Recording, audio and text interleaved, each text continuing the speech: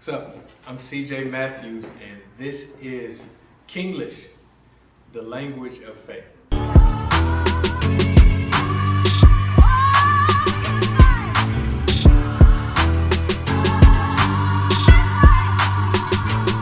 Today we're talking about Mo Better. You ever heard of the Mo Betta? Mo what? Mo Betta makes it Mo Betta. Really, we're just talking about God's desire for us, and the literal, specific purpose of the sacrifice of Jesus, of basically the point of the gospel. What is it that Jesus did, or what is the benefits? What is the result that we receive? What is God's desire and plan for our lives? And there are two specific verses in which Jesus states very succinctly, very clearly, really in a way that can't be misinterpreted, or I guess I shouldn't say that, but I find it hard to misinterpret. John 10:10, Jesus says, "The thief does not come except to steal and to kill and to destroy.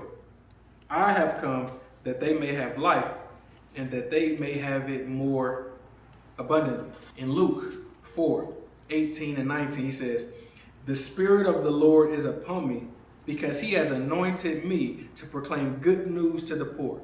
He has sent me to proclaim liberty to the captives and recovering of sight to the blind, to set at liberty those who are oppressed, to proclaim the year of the Lord's favor." So, I'm getting older. I really can't complain about it because there's only one alternative. But as I've been getting older, I find myself doing so many things that I never thought I would do. Eating so many things that I never thought I would eat. I mean, there was a point in my life where I literally just ate pizza, chicken, and burgers. But nowadays, I'm drinking green smoothies and eating kale. Never thought I'd see the day. I found myself going places I never thought I would go. I mean, I was just in Home Goods looking at pillows and comforters the other day. And I even found myself watching home improvement shows. Like, if you would have told a younger me that I would, by choice, watch HGTV, I would tell you that you were crazy. But there are several shows on HGTV that I find so intriguing, so compelling, because they take these houses, these decrepit old buildings, and turn them into a place that I certainly would not mind living. And I think that transformation, that metamorphosis is something that really draws and captures my attention, how something that is seemingly worthless, something of almost no value, can be turned into something so magnificent, something of so much worth, value, and desire. And the truth is that no one is even close to doing this sort of thing. No one is as great as doing this exact thing as Jesus, as God. Of taking something that no one wants, of taking something that no one sees value in, and making it something great. Of getting glory out of taking that thing and making it so much more. I can definitely attest to this in different areas in my own life. And this is the exact thing that Jesus, in the two verses that we read, and throughout his ministry, throughout his time here on earth, expresses as his mission and his purpose. In a word, it's restoration. In two words, it's making things Mo better. I read Luke 4, and basically in Luke 4, Jesus quotes the prophet Isaiah. But in doing so, it was his public declaration of ministry. It was his mission statement. It was his purpose statement. It was his introduction to the world of his ministry. And he addresses several things. He addresses poverty. He says, "The Spirit of the Lord is upon me. He has anointed me to preach good news to the poor." Now, Poverty is more than just an economic condition. It is a mindset. It is a mindset. It is a situation. It is a condition that is categorized and dominated by lack. So to a mindset, to a condition, to a state of being that is dominated, categorized by lack, there's only one thing that can be good news.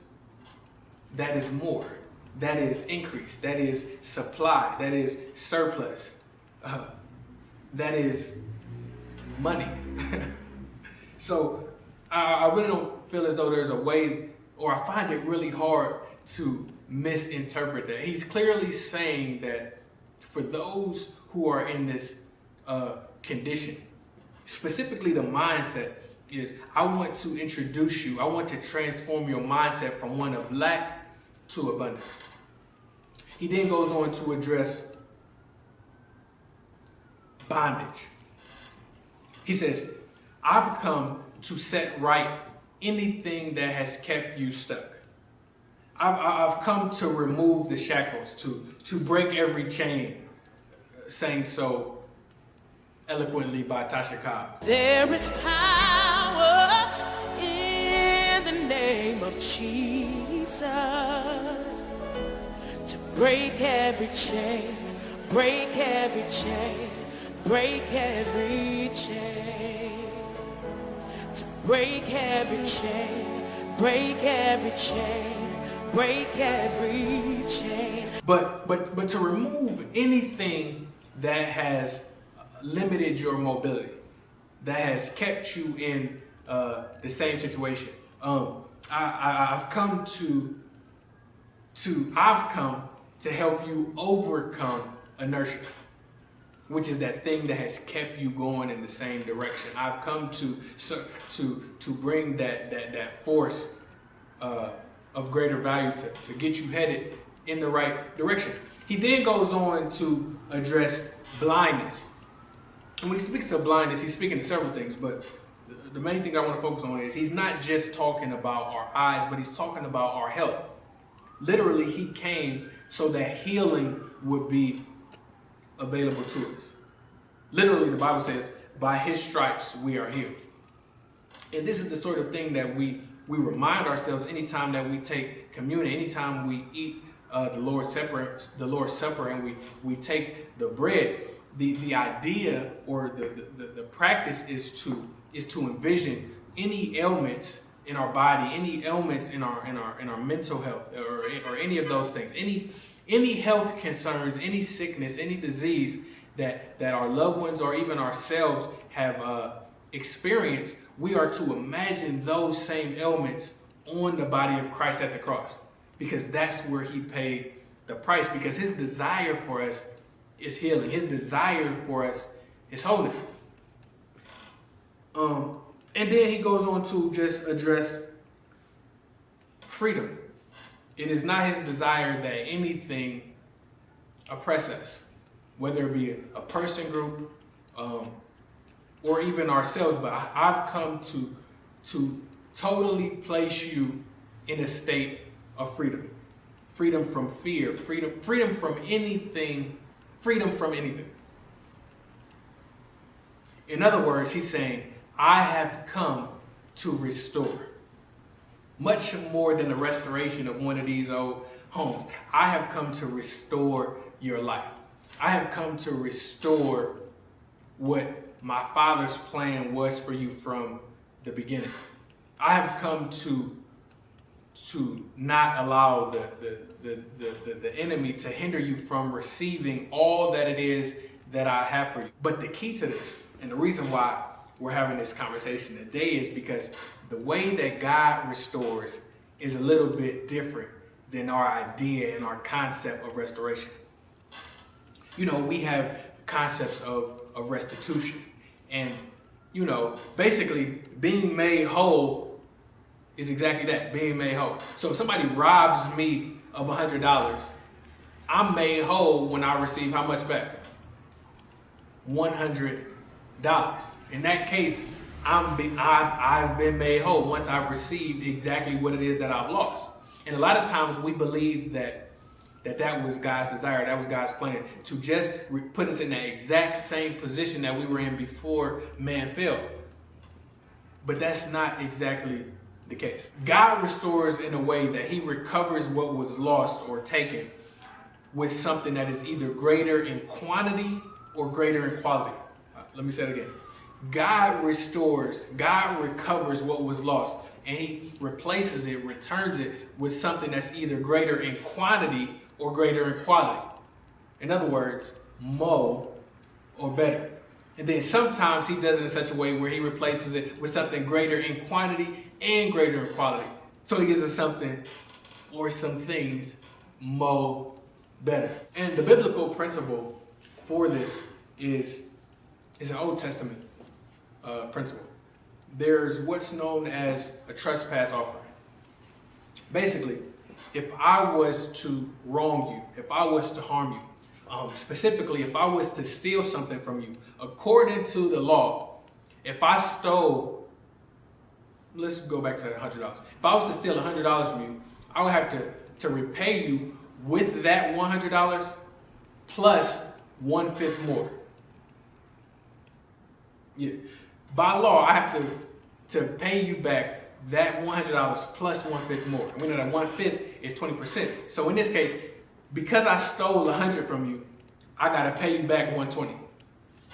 So basically, Jesus has become our trespass offering, and everything that was taken, everything that the enemy would try to steal, everything that was lost as a result of the fall of man, in the sacrifice of Jesus, we're to be returned 100% plus 1/5, or 120% more than what was lost. So basically, we weren't just returned to the initial intent, the initial position, but the position that we're in now is more better. That kind of sounds too good to be true. I know, it's like, that sounds crazy. Like, what could I do to deserve such an amazing thing from God? The answer is nothing. That's the whole point. That's the point of the gospel. The gospel, the literal definition of the gospel, or where it come from, was this. It initially started as the reward that someone would get for bringing good news. So basically, anytime somebody brought good news, they would be paid a reward. And that reward that they would receive is called gospel. Later, it became translated to be good news. But not just any good news that is nearly too good to be true, or that sounds too good to be true. So basically, the gospel is news that is nearly too good to be true. Only thing is, it's real. And the point is that there was nothing that we could do to earn this thing from God, but we receive it based on who Jesus is. We receive it based on the life that he lived and the sacrifice that he made. Because what we always fail to realize is we were born into the condition of sin. So basically, we didn't even do anything to get ourselves into it. But it's because of the act of one man, Adam, that we were all put into this position. So by the same token, the deeds of another man, Jesus, has gotten us all out. But the thing is, Jesus is greater than Adam. So the benefit that we receive because of his deed far outweighs the ramifications of the deed of Adam. I've been watching a lot of Netflix lately, and I was thrilled to see that Eddie Murphy, who is easily one of the greatest, is getting back into comedy. But one of my favorite Eddie Murphy movies, or one of the most memorable Eddie Murphy movies, to me, is a movie called Trading Places. I had the most absurd nightmare. I was poor and no one liked me. I know what you're thinking. You see Paul getting best? We can make it, baby. Me and you. And basically, there's these two rich brothers who are part of this elite club, and they're really some diabolical dudes, and they just do the craziest things for their own pleasure. So basically, they ruined two people's lives for like a $1 bet, I believe, or maybe it was a $5 bet. I'll bet that man could run our company as well as your young Woodthorpe. Are we talking about a wager, Randolph? But what they did is they made these two guys switch lives completely, change conditions completely. So they took this really well-off, rich dude, Dan Aykroyd, and they framed him so that they could basically take everything that was his and reduce him to nothing. And then they took this other guy, played by Eddie Murphy, and they put him in this wealthy guy's position. So basically they traded places. What? No, wait, now this is totally preposterous. I'm not a thief. Here we are, William. But in the case of the gospel, it's not Eddie Murphy and Dan Aykroyd, but it's us and it's Jesus. And we trade places where basically we get what he deserved because he got what we deserve. I know it sounds too good to be true, but that's literally the point of it. So, God wants to remind us today that there's no person that's unredeemable. There's no situation that's unrecoverable. That no matter how things may feel, this ain't the end. I still have more for you. I still have more better. Like Jesus is clear. Like that's literally the reason why he came to give us life and it more abundantly. This is why the gospel becomes so important and so critical and so essential. A lot of times we hear it and we're like, well, yeah, I know that already. But it's critical that thing is constantly being replayed in our minds, because in Luke 4, Jesus was clear. All of the transformative things, all of the restorative things that he spoke of followed what was first, which was him being anointed to preach the gospel. Because when we're clear and we internalize the gospel, when we're clear that us and God are good, that the position that we're in isn't based on anything that we've done, but based on what Jesus did, then we can expect more. Then we can expect better. Every time that I do this, every time I do that, I don't have to expect the worst. I don't have to feel as though I deserve poor circumstances, because that's just not the truth. Today, God wants to elevate your faith. He wants to raise your expectation. If you've been metaphorically having your head down, he's saying, lift up your head. You are a king. You are a queen. You are a joint heir with Christ. I have more for you. I have better for you. I want to provide. I want to transform. I want to restore to you 120%. I want to replace. I want to redeem whatever it is that was lost, whatever it is that was taken, whatever it is that was stolen, with something that's better in quantity, with something that's better in quality, or with something that's both better in quantity and quality. He said, expect that. Expect my best every day that you wake up. Expect my best in every situation that it is that you're going through. I'll end with this. A lot of times, if you read about the miracles that Jesus performs, prior to performing a miracle, prior to transforming the lives of different people in the New Testament, he would ask them a question. Now, whenever God asks us a question, it isn't because he doesn't know the answer. It isn't for his benefit. But whenever God asks us a question, it's for our benefit. Whenever he asks us a question, it's because there's something that he wants us to think about. There's something that he wants us to consider. There's something that he wants to reveal to us. So there was a man who was laying by what's known as the pool of Bethesda. He was laying in his condition for 38 years. Jesus comes along and he asks him, man, do you want to get well? I mean, it would seem so obvious, like, yeah, Jesus, of course I want to get well. But the reason that he asked him that question is because he wanted to shift his mind from illness to healing. And today he wants to shift our minds from lack to abundance, from sickness to healing, from brokenness to wholeness, from lack to more better, to more, to his best. He wants us to focus on the solution rather than the problem, because he says, in me, all of your problems have been solved. But the question that I have for you today is, do you believe? Because although this news sounds nearly too good to be true, there is one thing that we have to do. There is something that we have to do to receive things from God according to all that he's done for us. There were some people that Jesus was talking to, and they said, you know, Jesus, how do we get on this? What is our work? What is our part to play in this whole thing? He says, your work is to believe. And today he's asking you, do you believe that I'm able to do this? Do you believe that I'm able to change your situation? Do you believe that I have more for you? All things are possible to those who believe. He says that you can ask me for anything, and if you believe that you have received it, it will be yours. Your faith, your belief is the means by which you access this more. The means by which you access this better. Jesus is real clear. And he literally put his life on the line. He literally died so that you could have more, so that you could have better. Thanks for tuning in. If this video has touched you, motivated you, helped you in any kind of way, hit the like button. Don't forget to subscribe. Share this message with a friend. Thanks.